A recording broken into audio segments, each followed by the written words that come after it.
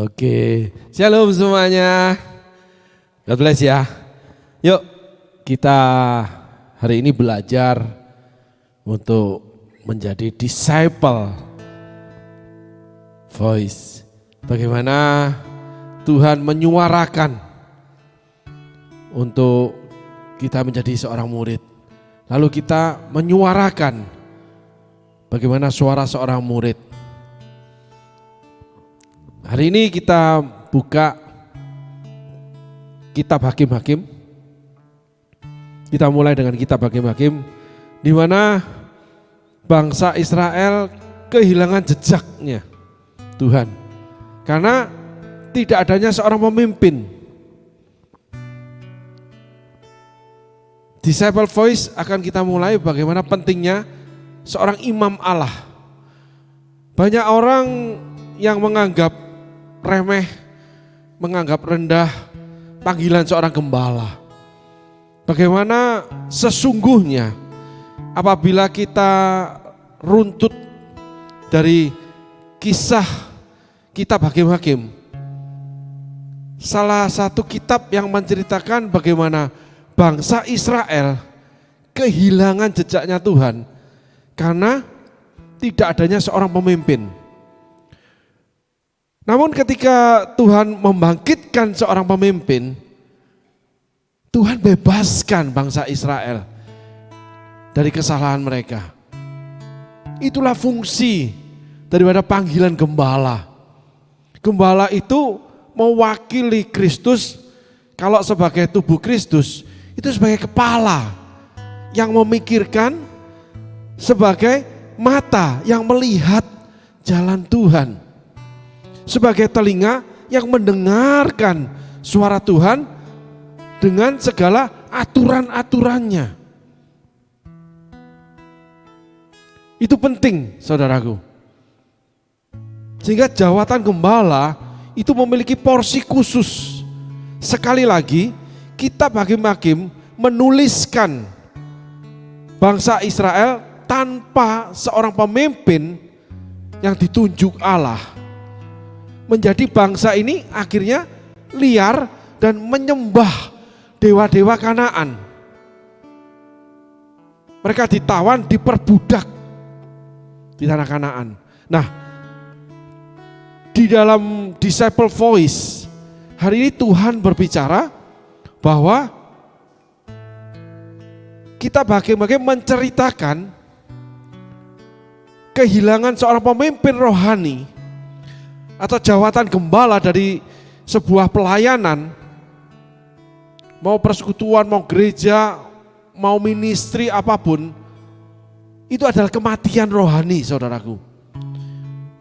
Orang akan kehilangan jejak, setiap orang akan kehilangan jejak Tuhan. Dan orang itu tidak bisa memiliki pikiran Kristus, nggak bisa, saudaraku. Kalau kita aplikasikan, kita runtut di kitab Hakim-Hakim. Karena seluruh kitab seluruh kitab Alkitab menuliskan adanya kepemimpinan. Dari Adam dan Hawa sampai kitab Wahyu. Ada kepemimpinan, ada gembala. Sehingga saudaraku hari ini kita harus mendapatkan pengetahuan baru di mana kita harus memiliki seorang gembala rohani. Dimanapun saudaraku berada. Saudara harus memiliki gereja di mana gereja itu digembalakan oleh seorang pemimpin rohani yang Allah tunjuk. Gereja yang Allah tunjuk untuk saudara, setiap orang. Apalagi kalau kumpulan, apapun bentuk pemerintahan penggembalaannya, itu harus ada kepala, saudaraku. Ada yang menjadi mata, ada yang menjadi telinga, ada yang menjadi hidung, ada yang menjadi lidah. Gitu. Jadi yang mengecap kasih karunia Allah itu lidah. Yang membaui aroma atau keberadaan dosa, keberadaan hadirat Tuhan, itu adalah penggembalaan yang dipimpin seorang gembala atau bisa majemuk. Karena di kitab Kisah Rasul Petrus, Yohanes dengan Yakobus itu majemuk. Tapi tetap Petrus menjadi the voice of God, the voice from God. Suara yang disuarakan Allah ditunjuklah Petrus yang selalu menyuarakannya. Gitu. Yaitu soko guru jemaat. Sehingga seorang gembala itu adalah soko guru jemaat, saudaraku. Itu enggak boleh dihilangkan. Kalau enggak ada seorang gembala atau gembala majemuk, gereja itu enggak ada soko guru jemaat atau enggak ada pengajaran yang murni yang didapatkan dari Tuhan. Enggak bisa tahu hadirat Tuhan ada enggak dalam kehidupan orang percaya. Dalam kehidupan orang itu ketika dia enggak mau digembalakan atau melepaskan dari sebuah pengembalaan, saudaraku. Dia enggak mungkin dengar suara Tuhan untuk jejaknya Tuhan. Enggak mungkin bisa melihat di mana Tuhan berada, kita harus berada. Enggak mungkin orang itu mau kehilangan nyawanya oleh karena Tuhan. Enggak mungkin orang itu punya passion untuk menyangkal diri pikul salib, menjadi liar seperti orang Israel di kitab Hakim-Hakim, saudaraku. Baik, mari kita dengarkan firman Tuhan untuk kitab Hakim-Hakim pasal 1, nanti kita selesaikan. Saudaraku, kita mulai dengan pasal 1. Silakan dibacakan. Hakim-Hakim pasal yang pertama, ayat yang pertama. Sesudah Yosua mati, orang Israel bertanya kepada Tuhan, siapakah daripada kami yang harus lebih dulu maju menghadapi Kanaan untuk berperang melawan mereka? Firman Tuhan, suku Yehuda lah yang harus maju, sesungguhnya telah kuserahkan negeri itu ke dalam tangannya. Lalu berkatalah Yehuda kepada Simeon, saudaranya itu, majulah bersama-sama dengan aku ke bagian yang telah diundikan kepadaku, dan baiklah kita berperang melawan orang Kanaan. Maka aku pun akan maju bersama-sama dengan engkau ke bagian yang telah diundikan kepadamu. Lalu Simeon maju bersama-sama dengan dia. Maka majulah suku Yehuda. Lalu Tuhan menyerahkan orang Kanaan dan orang Feris ke dalam tangan mereka, dan mereka memukul kalah orang-orang itu dekat Bezek. 10.000 orang banyaknya. Di Bezek, mereka menjumpai Adoni Bezek dan berperang melawan dia. Dan mereka memukul kalah orang Kanaan dan orang Feris. Tetapi Adoni Bezek melarikan diri, lalu mereka mengejarnya, menangkapnya dan memotong ibu jari dari tangannya dan dari kakinya. Kata Adoni Bezek, ada 70 raja dengan terpotong ibu jari tangan dan kakinya memungut sisa-sisa makanan di bawah mejaku.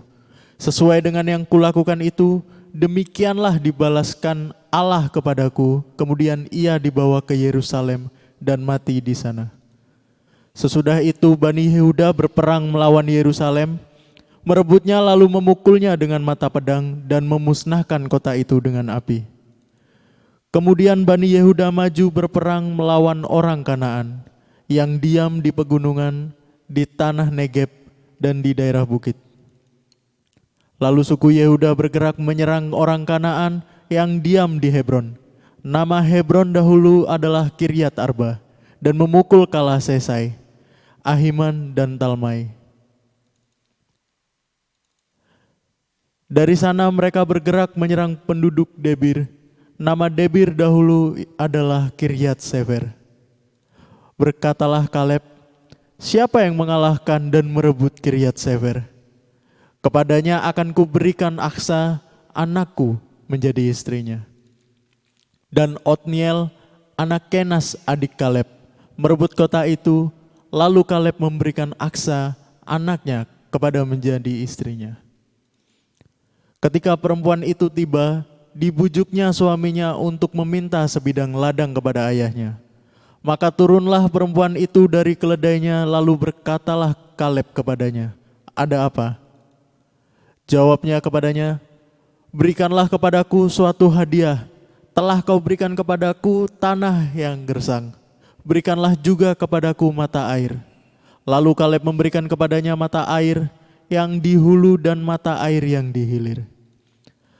Keturunan Hobab, ipar Musa, orang Keni itu, maju bersama-sama dengan Bani Yehuda dari kota pohon korma ke padang gurun Yehuda di tanah Negeb dekat Arat. Lalu mereka menetap di antara penduduk di sana. Yehuda maju bersama-sama dengan Simeon, saudaranya itu. Lalu mereka memukul kalah orang Kanaan. Penduduk Zefat, mereka menumpas kota itu. Sebab itu kota itu dinamai Horma. Selanjutnya suku Yehuda merebut Gaza dengan daerahnya, Askeleon dengan daerahnya, dan Ekron dengan daerahnya. Dan Tuhan menyertai suku Yehuda sehingga mereka menduduki pegunungan itu. Tetapi mereka tidak dapat menghalau penduduk yang di lembah, sebab orang-orang ini mempunyai kereta-kereta besi. Kepada Kaleb telah diberikan Hebron, seperti yang dikatakan Musa dahulu. Dan dari sana telah dihalaukannya anak Enak yang 3 itu. Tetapi orang Yebus, penduduk kota Yerusalem, tidak dihalau oleh Bani Benyamin. Jadi orang Yebus itu masih diam bersama-sama dengan Bani Benyamin di Yerusalem sampai sekarang. Keturunan Yusuf juga maju menyerang Betel, dan Tuhan menyertai mereka. Keturunan Yusuf menyuruh orang mengintai Betel itu. Nama kota itu dahulu adalah Luz. Ketika pengintai-pengintai itu melihat seorang keluar dari kota itu, maka berkatalah mereka kepadanya, "Tolong tunjukkan bagaimana kami dapat memasuki kota ini, maka kami akan memperlakukan engkau sebagai sahabat." Lalu ditunjukkannya lah kepada mereka bagaimana mereka dapat memasuki kota itu. Dan mereka memukul kota itu dengan mata pedang. Tetapi orang itu dengan seluruh kaumnya dibiarkan mereka pergi. Orang itu pergi ke negeri orang Het dan mendirikan di sana sebuah kota yang dinamainya Luz. Demikianlah nama kota itu sampai sekarang. Suku Manasye tidak menghalau penduduk-penduduk Bet-Sean dan penduduk segala anak kotanya. Penduduk Tanakh dengan segala anak kotanya. Penduduk Dor dengan segala anak kotanya. Penduduk Yibleam dengan segala anak kotanya, dan penduduk Megiddo dengan segala anak kotanya. Sebab orang Kanaan itu berkeras untuk tetap diam di negeri itu. Setelah orang Israel menjadi kuat, mereka membuat orang Kanaan itu menjadi orang Rodi dan tidak menghalau mereka sama sekali.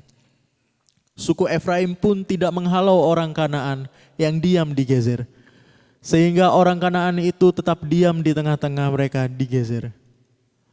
Suku Zebulon tidak menghalau penduduk Kitron dan penduduk Nahalol, sehingga orang Kanaan itu tetap diam di tengah-tengah mereka, walaupun sebagai orang Rodi. Suku Asher tidak menghalau penduduk Ako, penduduk Sidon serta Ahlab, Akzib, Helba, Afek, dan Rehob.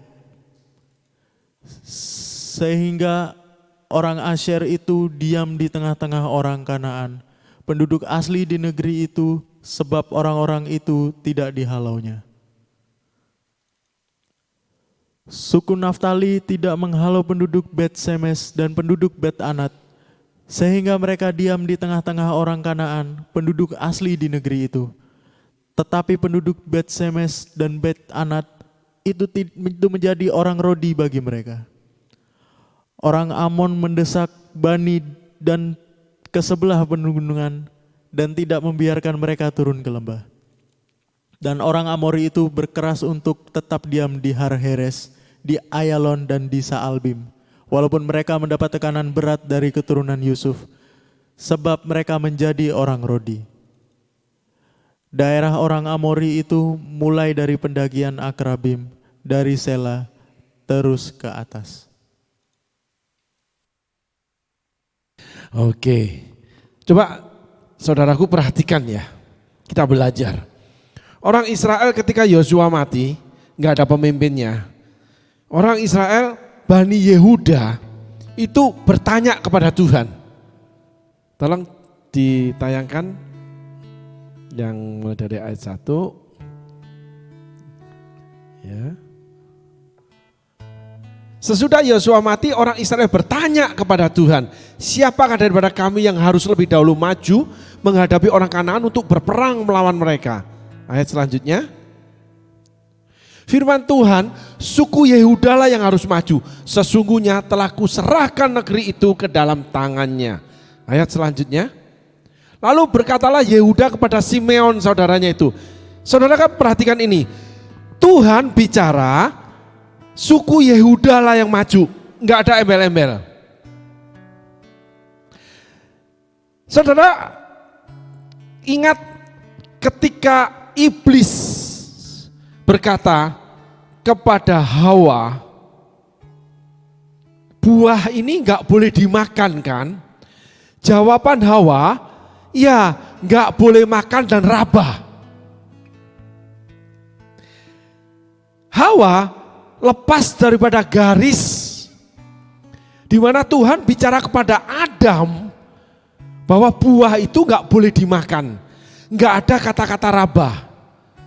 Di kitab Hakim-Hakim, ketika orang Israel bertanya kepada Tuhan, Tuhan perintahkan kepada suku Yehuda saja.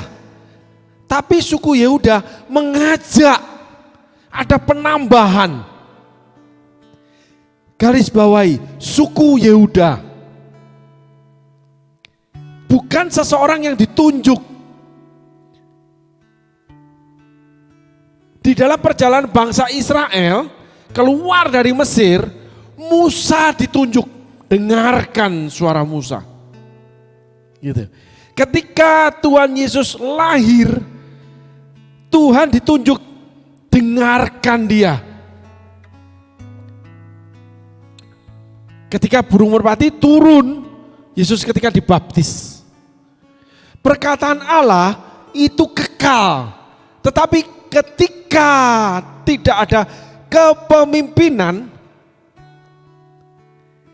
di sana garisnya itu akan menjadi samar, saudaraku, sumir. Allah bicara kepada Adam, buah itu enggak boleh kamu makan, kalau kamu makan kamu akan mati. Enggak ada raba. Tetapi oleh Hawa ditambahkan raba. Ketika tidak ada kepemimpinan, ketika suara pemimpin tidak didengar, ketika suara suami sebagai pemimpin rumah tangga tidak terdengar atau tidak didengar, celakalah rumah tangga itu. Karena akhirnya Hawa memakan buah terlarang itu. Minimal di dalam rumah tangga itu wanita menjadi dominan. Dan suara sang suami, sang kepala itu tidak didengar karena tidak dianggap berwibawa atau tidak dianggap punya value. Itulah suami istri ketika saling berbantah, istri memberontak karena garis firman Allahnya nggak jelas, samar sumir. Istri boleh ikut menentukan. Coba saudara baca 1 Petrus 3 ayat 1 sampai 6. Yang ayat satunya, hai istri-istri, tunduklah terhadap suamimu supaya tanpa perkataan, nggak boleh berbantah. Apalagi ada istri-istri yang mengajar suami loh.